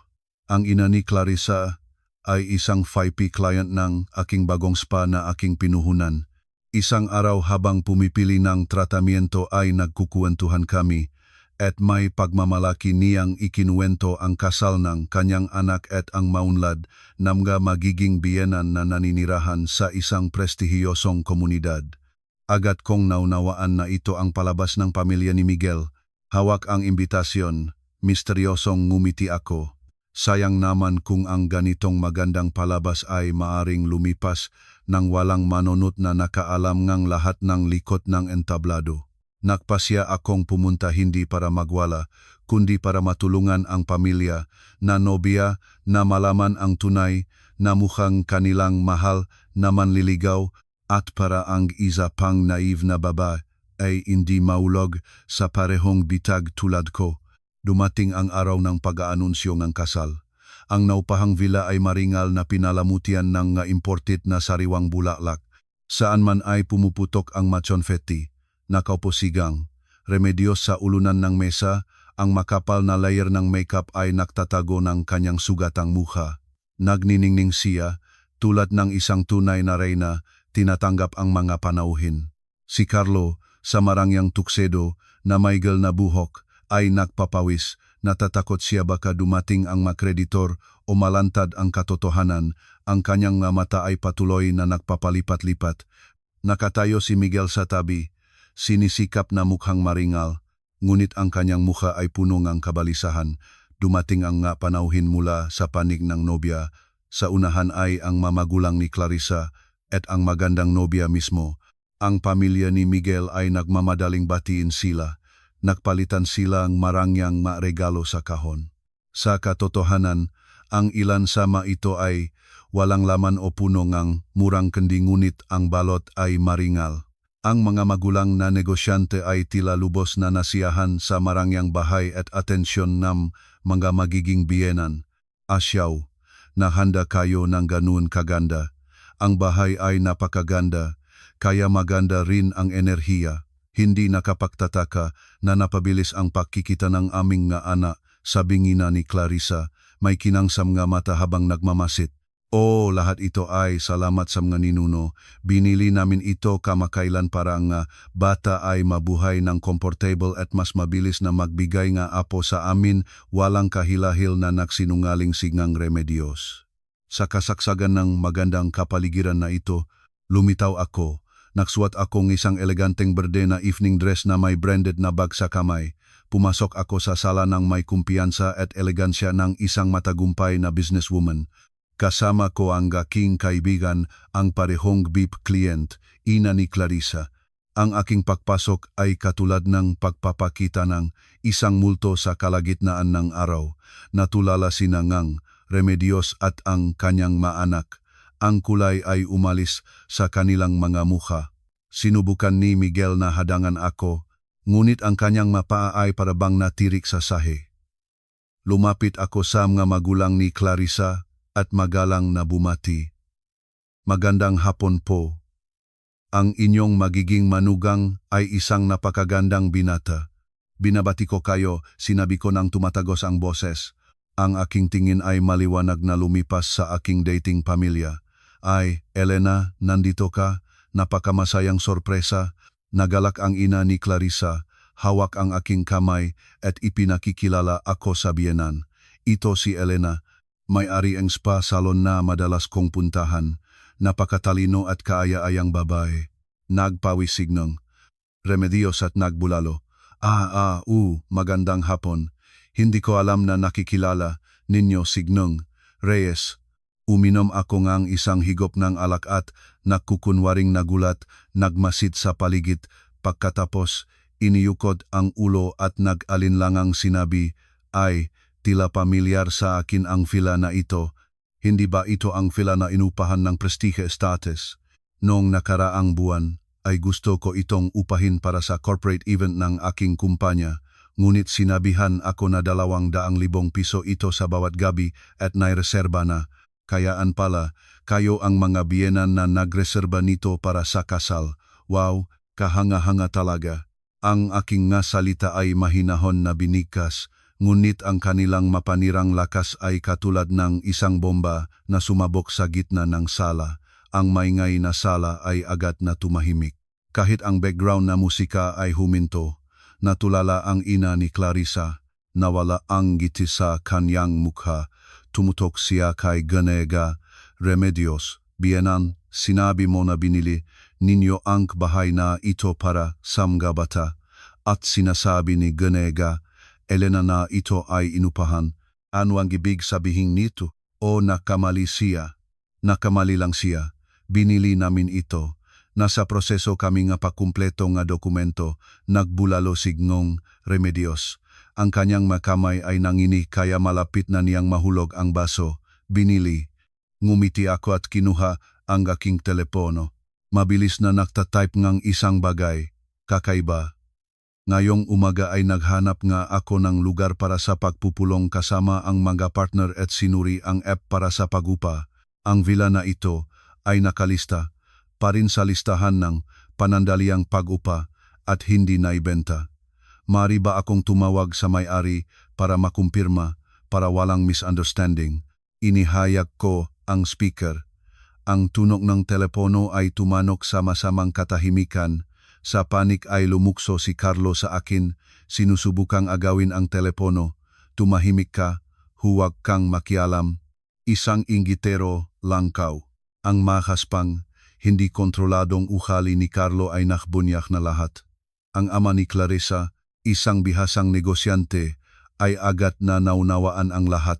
Ang kanyang mukha ay naging bato, malakas niyang bumayong ang kamao sa mesa. Tumigil.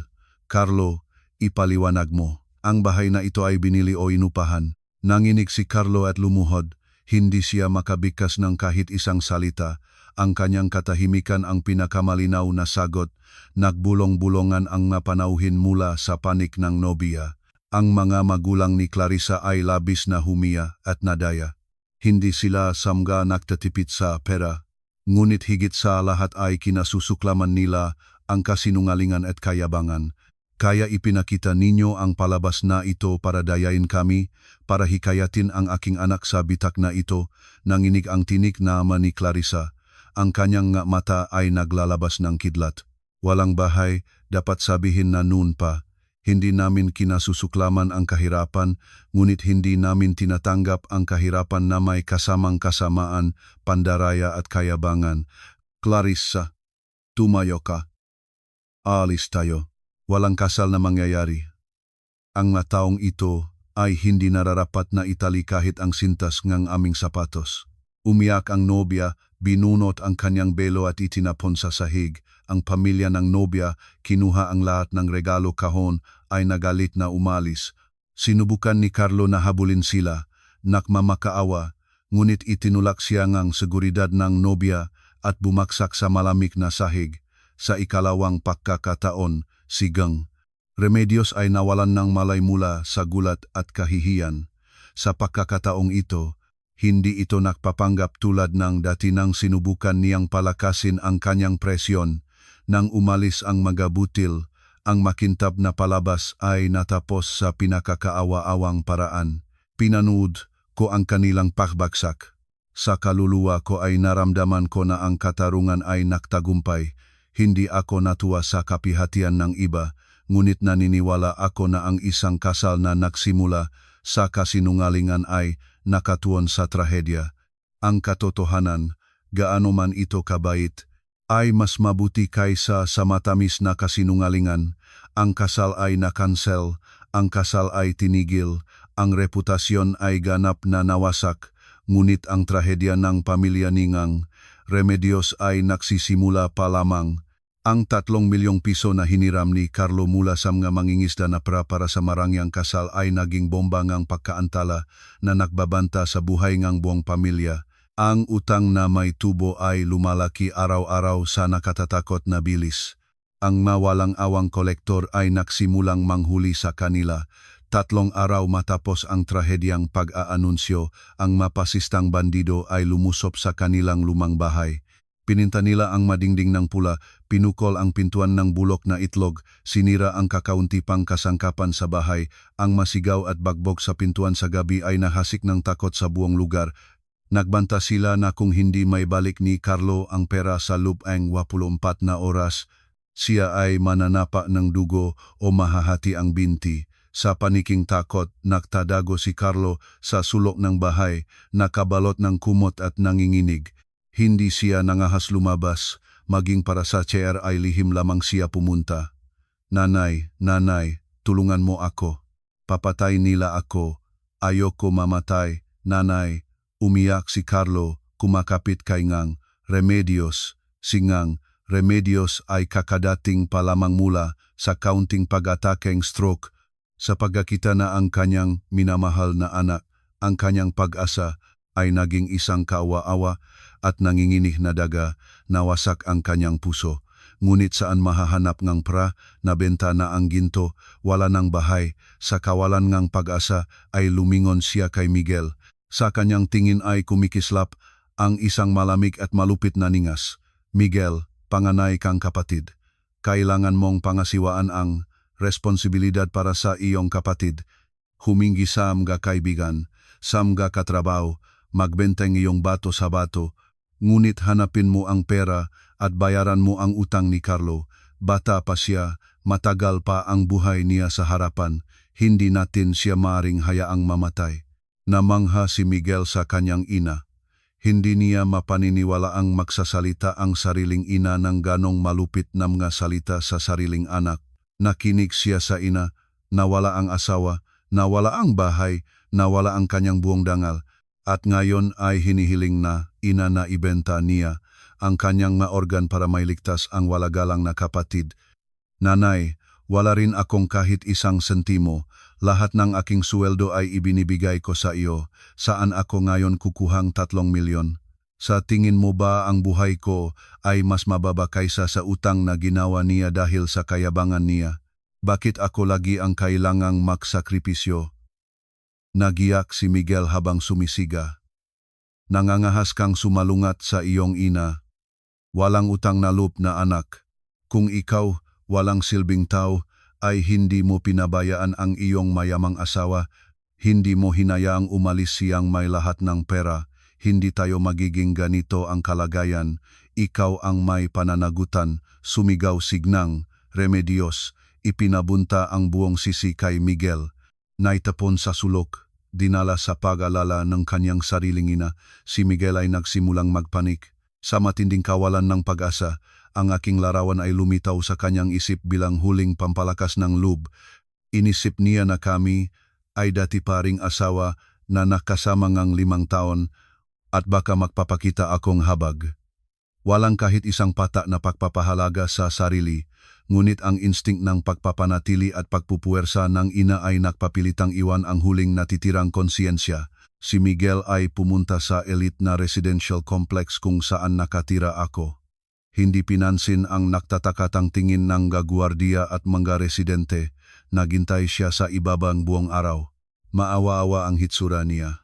Ang kanyang damit ay marumi at mabaho. Nang makita niyang dumarating ako sa aking bagong sasakyan, ang kanyang mata ay nagniningning baliw na pag-asa. Tumakbo siya sa sasakyan at lumuhod sa gitnang daan.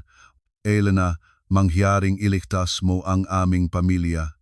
Tulungan mo lang sa pagkakataong ito at magtatrabaho akong buong buhay tulad ng kalabaw para gantimpalaan ka.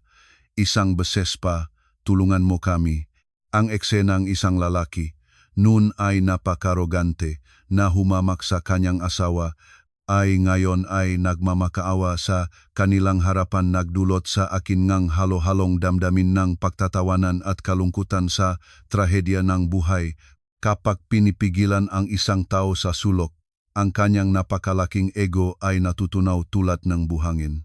Ngunit magiging kaligtasan ba ang habag ngayon? O magiging ito ay pagpapalakas ng kasamaan? Dapat ba akong tumulong sa isang taong subukan akong itulak sa bangin? Nakaupo ako sa aking mamahaling sasakyan. Ang makapal na salamin ay isang hindi nakikitang pader na naghihiwalay sa dalawang ganap na magkaibang mundo. Sa loob ay tahimik, mabangong pabango, ligtas at komportable. Sa labas, sa ilalim ngang maputlang, liwanag ang maposte sa malamig na aspalto, nakaluhod si Miguel, ang taong dating asawa ko.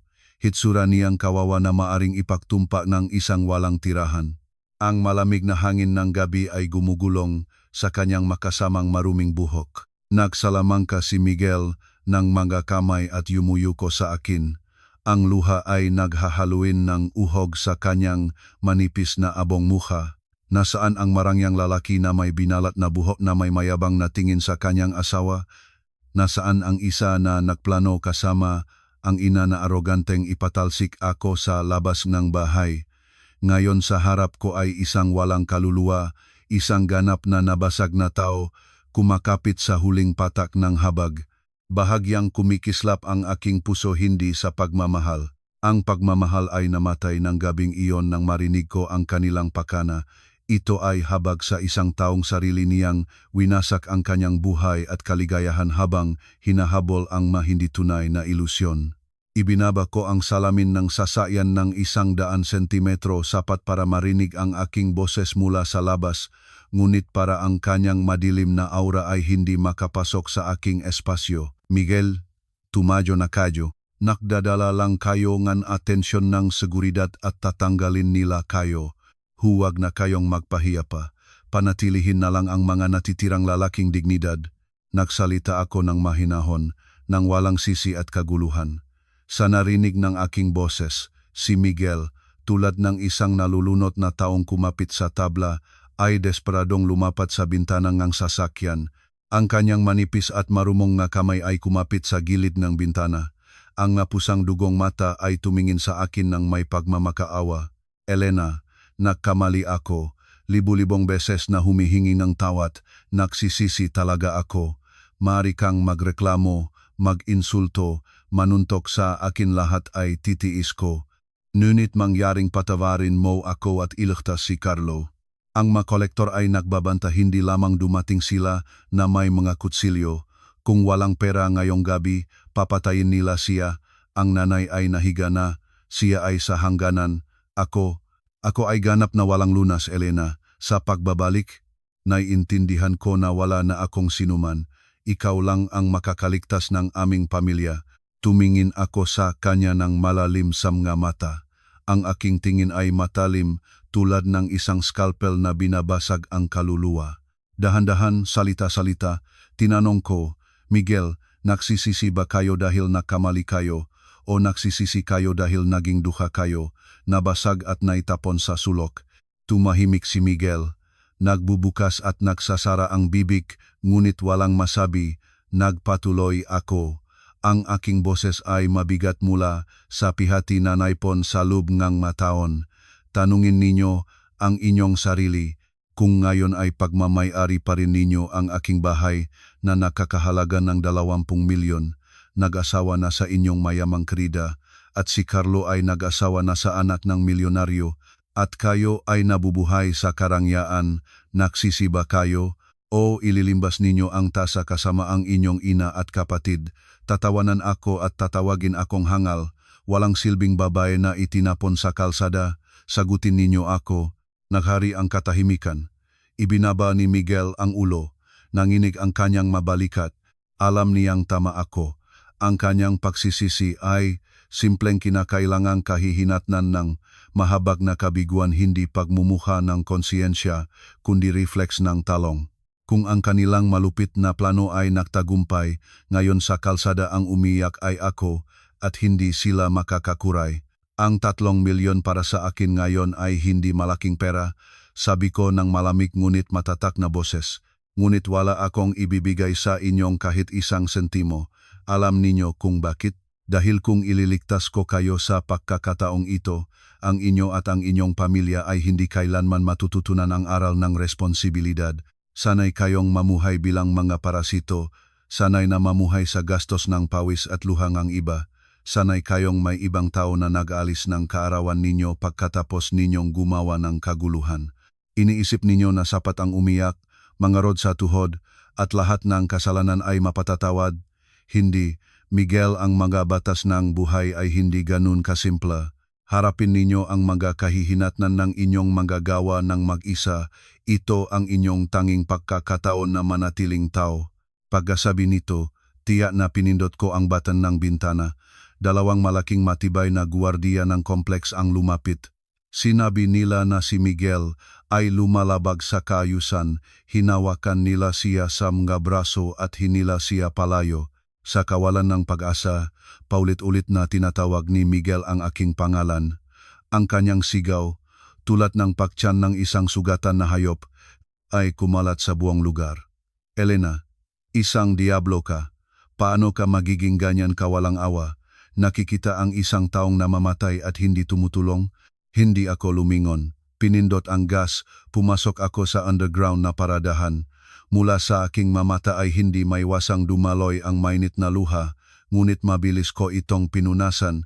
Alam ko na malupit ako. Maring tawagan akong iba na walang puso, ngunit kinakailangan ang katahimikan na ito. Ang pagtulong sa mga walang pasalamat at walang hiya ay katulad ng pagpapainit ng isang ahas sa dibdib para kagatin ka muli. 5 taon akong totoong nagpanatili sa kanila, at kapalit ay tinanggap ko ang puso na may sugat at isang pakana para nakawin ang aking bahay at itapon ako. Ngayon ay kailangan ko ng matutunang mahalin at pangalagaan muna ang aking sarili. Ang kabaitan sa maling lugar ay katangahan at ayoko nang maging tanga.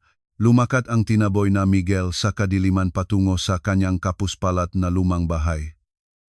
Nang pumasok siya sa bahay ng walang pera sa makamay, ang nakahandang sigang Remedios sa kama ay ininsulto si Jaenje pinakamababa. Tinawag niya siyang walang silbing tinanggihang tao. Tumingin si Carlo na nakukyukot sa sulok sa kapatid na hindi siya maligtas ng may galit at paghamak. Ang kanilang pamilya, sa halip na magkaisa sa kahirapan, tulad ng mga sugatan na hayop, ay nagnangat-nangatan sa isa't isa, nagpapatawan ngang sisi.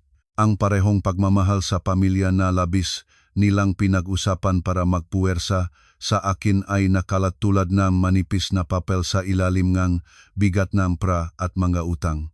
At sa gabing iyon, ang tunay na bangungot ay dumating sa kanila. Humampas ang orasan ng hating gabi, ang 24 oras na ibinigay ng butil ay lumipas na. Hindi natanggap ang pera, ang kanilang magabanta ay naging malupit na katotohanan. Ang ugong ng motorsiklo at mabibigat na hakbang ay pinalibutan ang lumang bahay.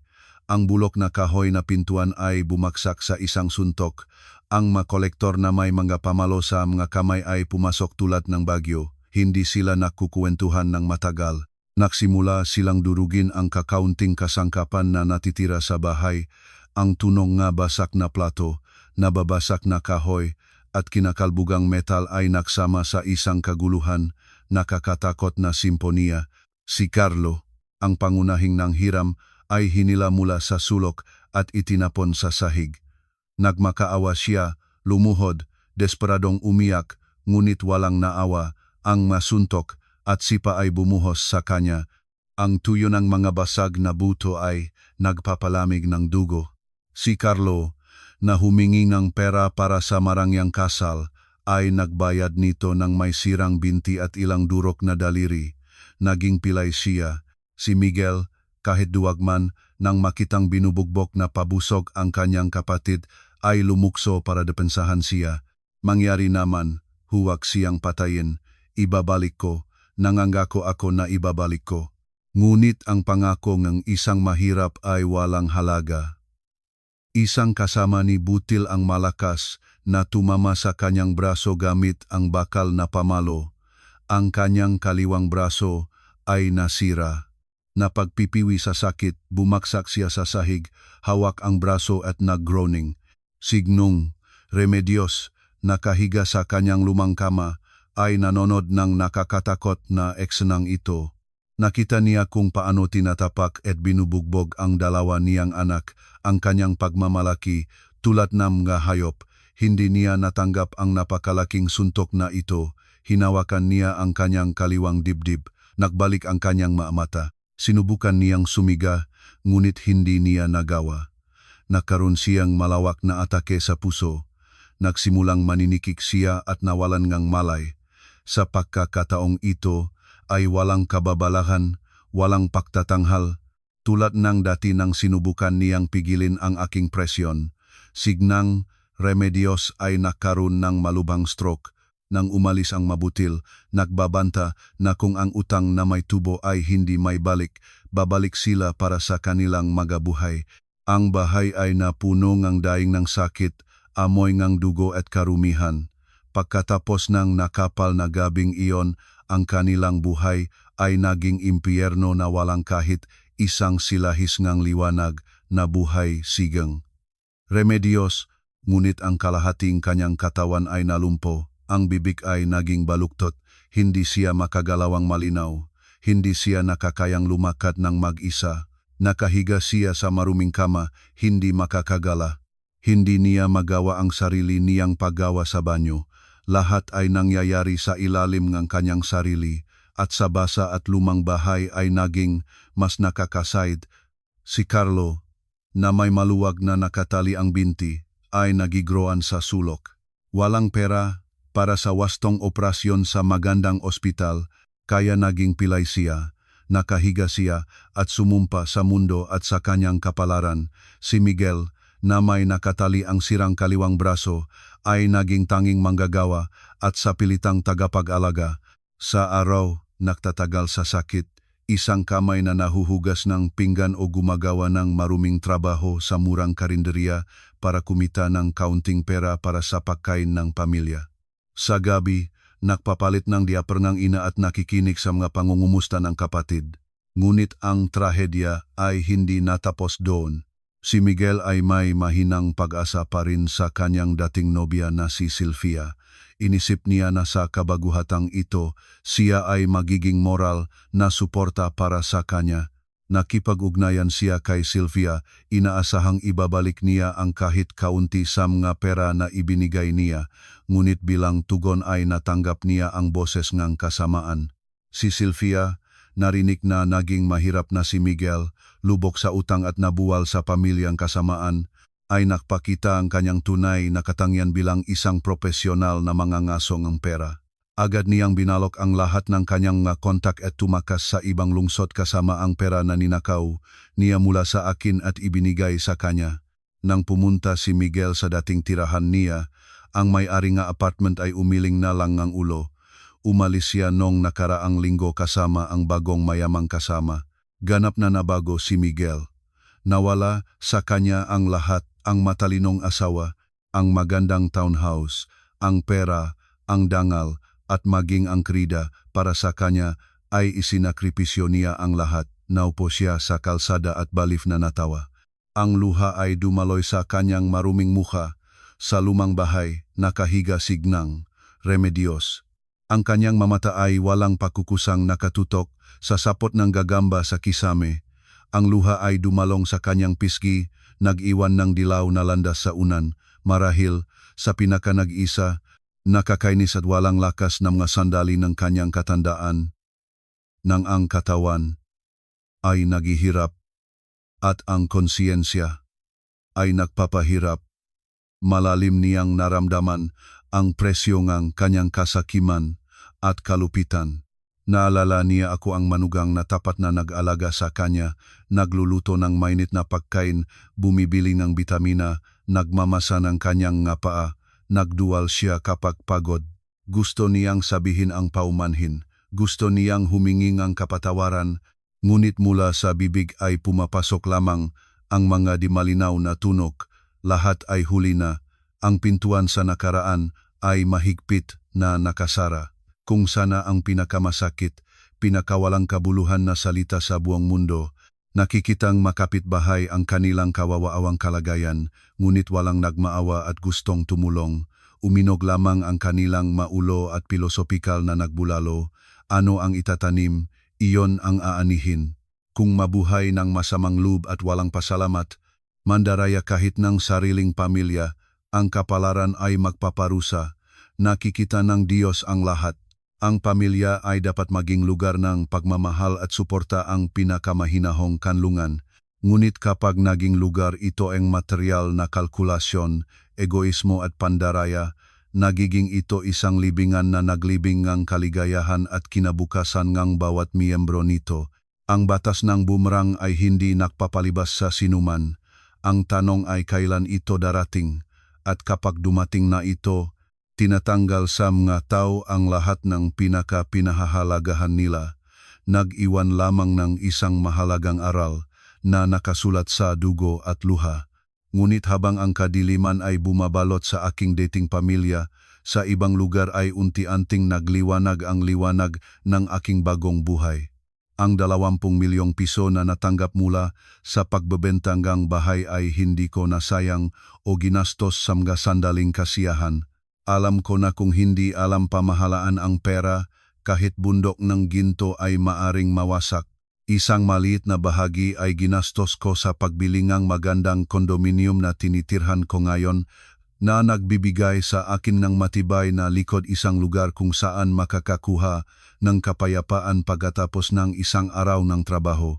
Ang natitirang mas malaking bahagi ay kasama ng mga kaibigan ni Jasmine na nag-invest ko sa isang linya ng ma-elite na spa at resort property. Ito ay isang mapanganib na desisyon, ngunit may malaking potensyal. Salamat sa aking kakayahan sa negosyo, na kininis ko sa mga taon ng pamamahala ng pananalapi para sa pamilya ng asawa, sa aking kasipagan at pinakamahalaga, sa aking katapatan, ang aking negosyo ay mabilis na umakyat.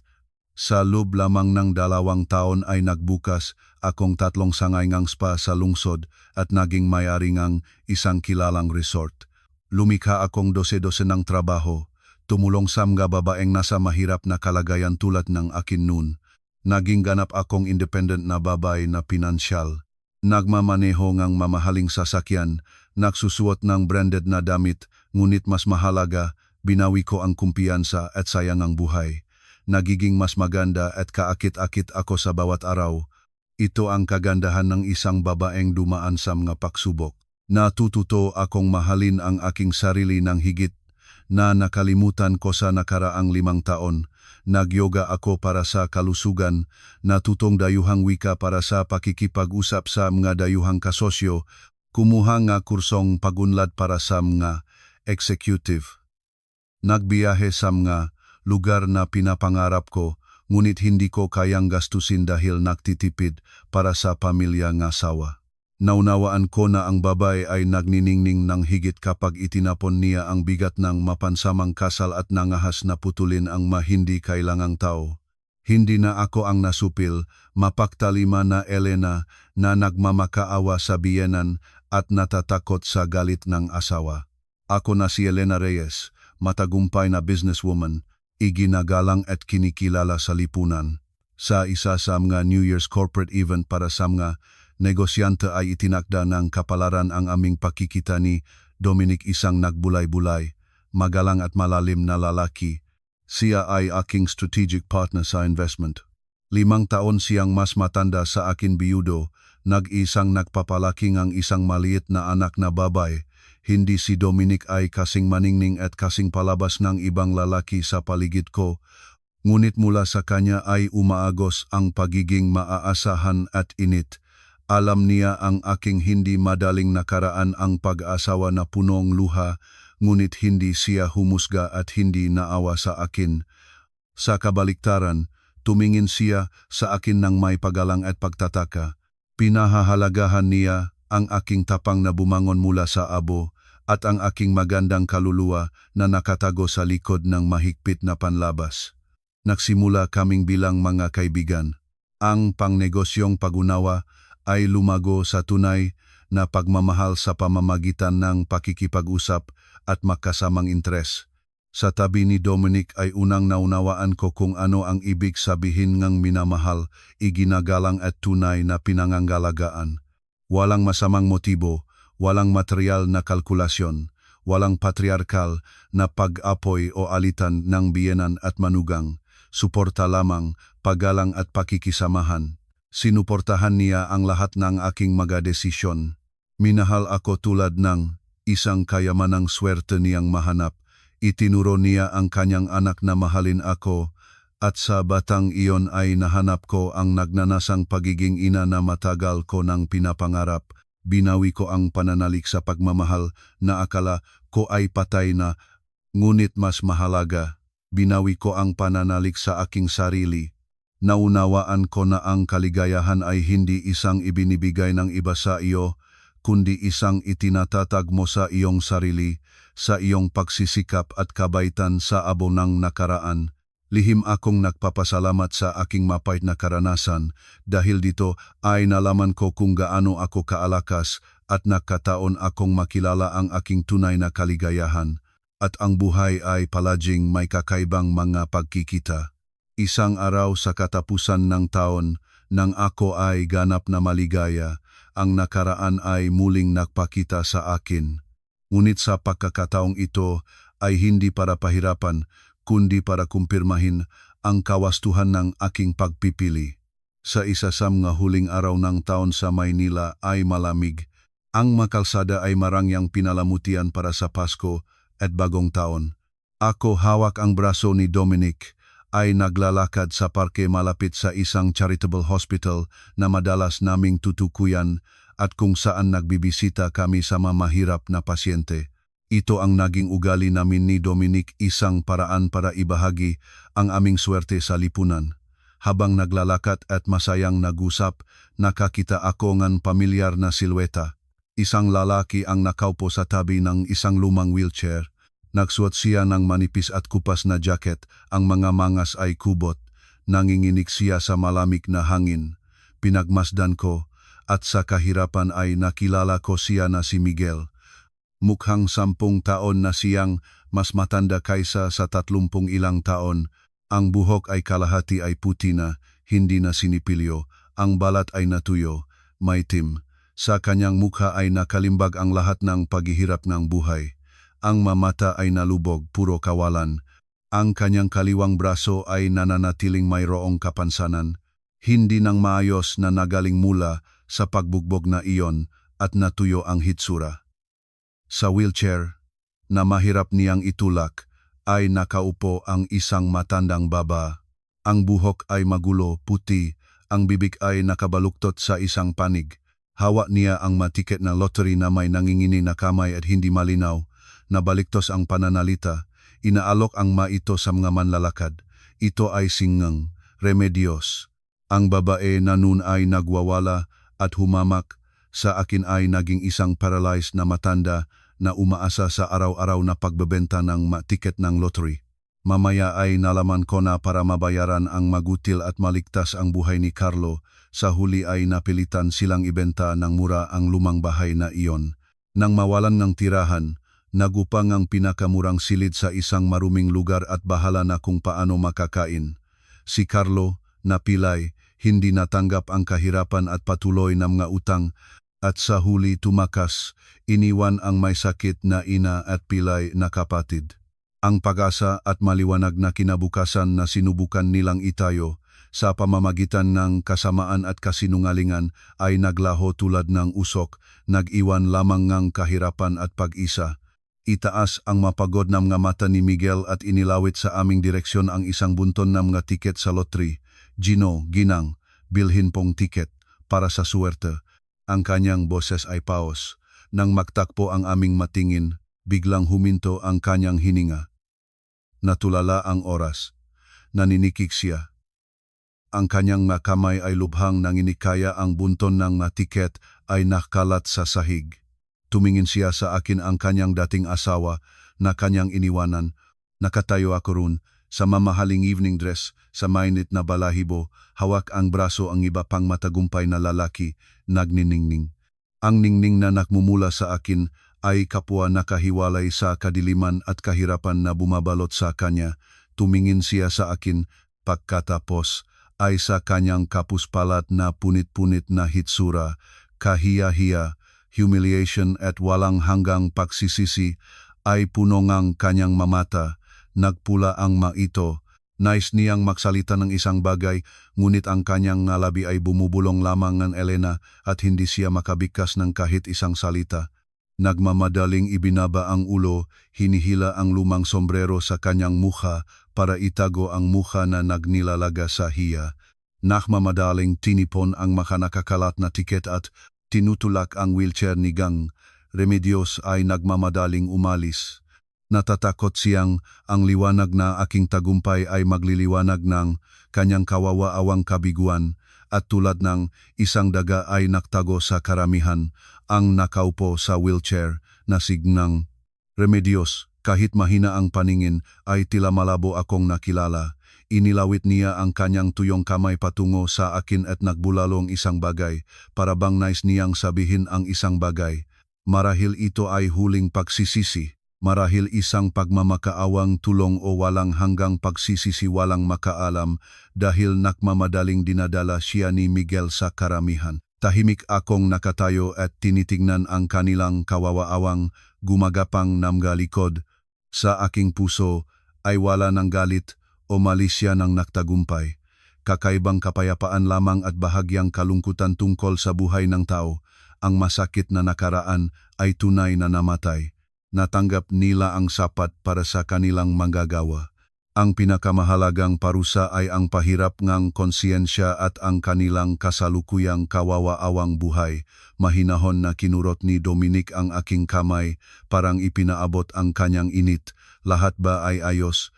Magkakilala mo ba iyon? Baka kailangan nila ng tulong. Lumingon ako kay Dominic at mahinahon na ngumiti. Ang aking mga mata ay nakatingin sa asul na kalangitan na pinakulayan ng masinang ng takip silim. Hindi, mahal, mga daan-daang tao lamang iyon. Lumalakad sila sa kanilang sariling landas na kanila mismo ang pumili. Tayo na. Marami pa tayong mahahalagang dapat gawin. Nagpatuloy kaming maglakad sa ilalim ng gagintong sinag ng takip silim. Ang kadiliman ng nakaraan ay naiwan sa likod at sa harap namin ay naghihintay ang walang hanggang langit at mga pangakong kinabukasan. Pangwakas na salita, ang aking kwento ay nagtatapos dito.